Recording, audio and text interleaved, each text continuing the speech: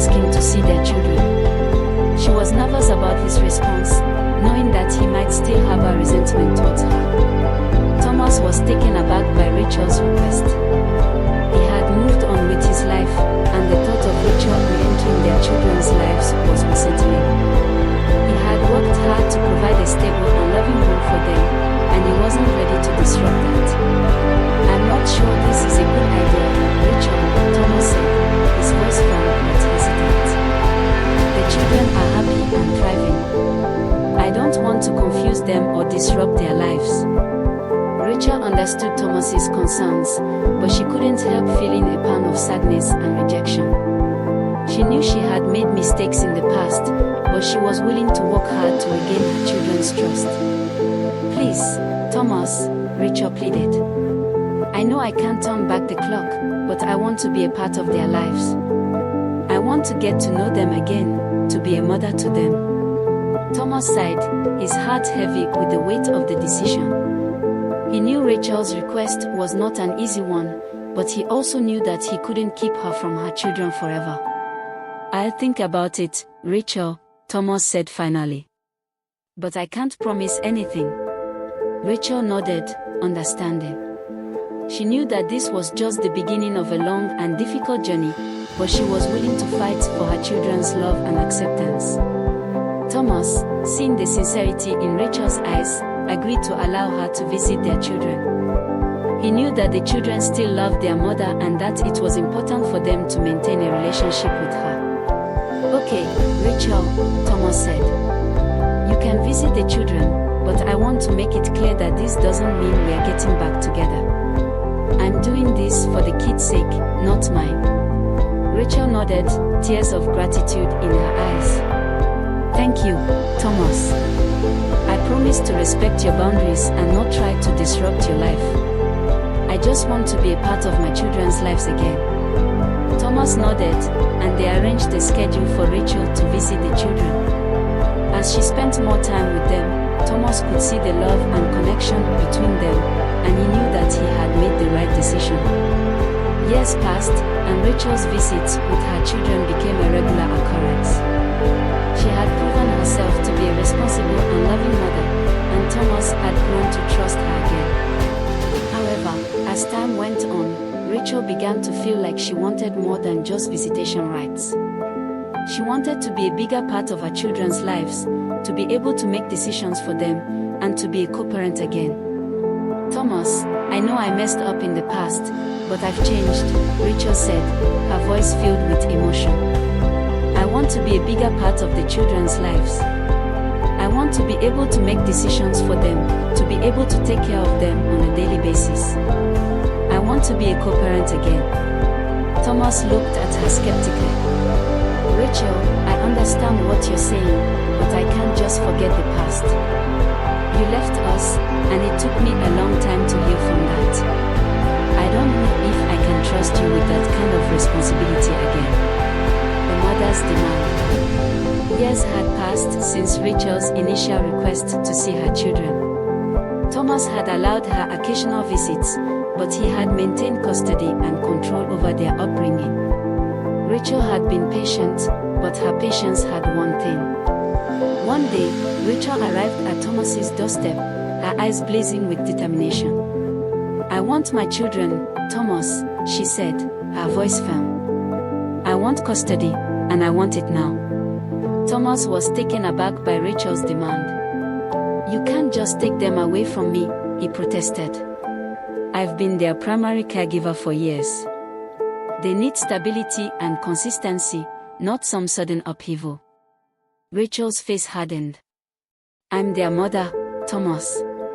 I have a right to my children. And I'll fight for that right, no matter what it takes."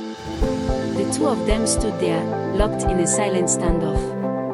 The children, sensing the tension, hovered in the background, unsure of what to do. Thomas knew that Rachel was determined, but he was equally determined to protect his children. He had given them a happy and stable home, and he wouldn't let Rachel disrupt that without a fight. "I'll see you in court, Rachel," Thomas said finally, his voice cold. Rachel smiled, a fierce glint in her eye. counting on it, Thomas. And with that, the battle for custody began. The children were caught in the middle, their hearts torn between the two people they loved most in the world. The battle for custody. The court case was a long and grueling one. Both Thomas and Rachel presented their cases, each trying to prove that they were the better parent. The children were interviewed, their wishes and feelings taken into account. In the end, the judge made a difficult decision. Custody would be shared, with both Thomas and Rachel having equal rights to the children. Rachel was overjoyed, but Thomas was devastated. He knew that this would mean significant changes for the children, and he wasn't sure if they were ready. As the two of them left the courtroom, Rachel turned to Thomas with a hint of triumph in her eyes. "I told you I'd fight for my children," she said. Thomas looked at her, his heart heavy with sadness. "You may have won this battle, Rachel," he said. "But the war is far from over. To be continued." A mother's struggle. Rachel was overjoyed to finally have her children back in her life, but her happiness was short-lived.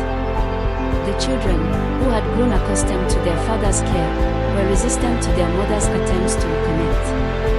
"Mom, we don't want to be with you," her daughter said, her voice firm. "We want to go back to Dad." Rachel's heart ached at her daughter's words. She had expected some resistance, but not outright rejection. "Sweetie, I know this is hard, but I'm your mother," Rachel pleaded. "I love you and I want to be a part of your life." But her children were resolute. They had grown up without her, and they didn't know how to reconcile their feelings towards her. Rachel tried everything to win them over: lavish gifts, special outings, and heartfelt apologies. But no matter what she did, her children remained distant and cold. As the days turned into weeks, Rachel began to feel like she was losing her children all over again. She had fought so hard to get them back, but now it seemed like they didn't even want her in their lives. One night, as she was tucking her children into bed, her son turned to her with tears in his eyes. "Mom, we are sorry," he said. "We know you love us, but we just can't forget what happened. We need time." Rachel's heart broke at her son's words. She knew that she had hurt her children, and she didn't blame them for their feelings. "I understand, sweetie," she said, her voice trembling. "I'll give you all the time you need. I just want you to know that I'm here for you, always." As she kissed her children goodnight, Rachel knew that she had a long road ahead of her. She would have to work tirelessly to regain her children's trust, but she was determined to do just that. A mother's love. Rachel's journey was not an easy one, but she refused to give up. She attended therapy sessions with her children, worked on rebuilding their relationship, and showed them love and patience. Slowly but surely, her children began to open up to her. They started to share their feelings, their fears, and their dreams. Rachel listened with an open heart, and she began to understand their perspective. As the months went by, Rachel's children began to see her in a new light.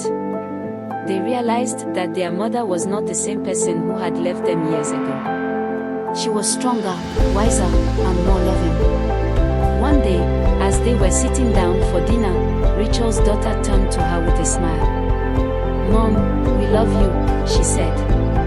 "We are glad we're with you."